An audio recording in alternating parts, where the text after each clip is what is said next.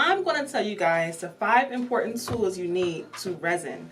What's up everyone, and welcome back to my channel. In this video I'm going to talk about 5 important tools you need to resin. Yay! Thank you, Braylon. So right here I have my table that I have made. This is a coffee table. This is the coffee table that I have made. It's going to go in our living room. So I'm going to add resin to this to give it some shine, glitter, and add that protective layer to it, okay? I'm going to tell you guys the 5 important tools you need to resin. We need gloves, okay? We absolutely need our gloves, and not just any gloves. You need the nitrile gloves, all right? These gloves protect your hands because resin can get very, very, very sticky and messy. And not just that, it's hard to wash off. Like, you can't just wash it off with soap and water, y'all. This shit will stick in your hands for hours. So we need our gloves. Also, when I'm applying the resin to my artwork, I like to use my hands to glide it over. So the gloves are definitely a necessary tool. We also need our Popsicle Sticks, okay? So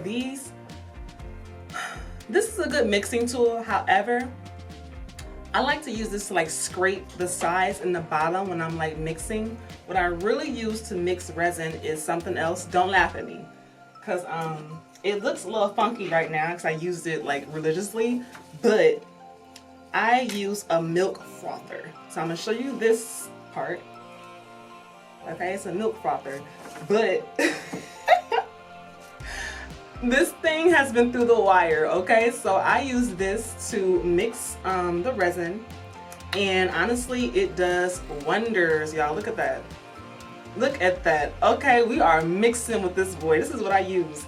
So I use my milk frother, and then I use the popsicle stick to just get the sides. Also, when I'm pouring the resin, I use the popsicle sticks to just, you know, scrape any extra stuff on there as well.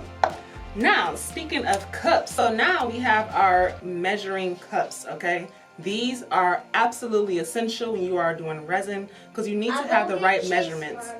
You need to have the right measurements when you are doing resin. That's an absolute must.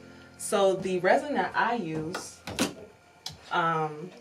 is Pudio. I hope I'm pronouncing that right, but it comes in 2 bottles, A and B. You get the resin and you get the hardener, okay? So that's what you need to apply, and with this particular brand, it's a 1:1 ratio. So if I'm pouring 8 ounces of hardener, I also need 8 ounces of resin. You feel me? So this is important. However, because these cups are so small, you need something bigger like this, or some people use buckets or whatever. If you're doing like multiple large projects or something, you may use a bucket.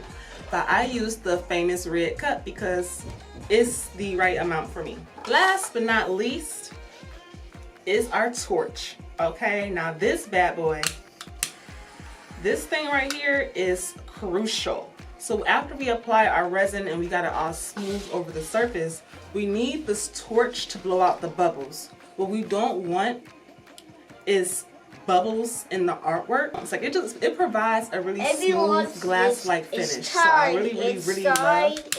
I need some more. Happy. But yeah, this thing right here, A1. I love my torch. Now a bonus, you guys, because I love putting glitter in my resin. I got some glitter right here. I might not use these glitters for the table, but this is just, you know, some samples. This is the glitter that I use. So after I mix my resin and after it's, you know, mixed thoroughly, that's when you apply, that's when you add the glitter or anything else you want to add to your resin. So make sure you mix it up first before you add the special stuff to it as well, okay? So that is my 5, or I should say 6 important tools I use for resin. I hope that was very helpful. Now I'm going to start getting this table together, and I'll see y'all later.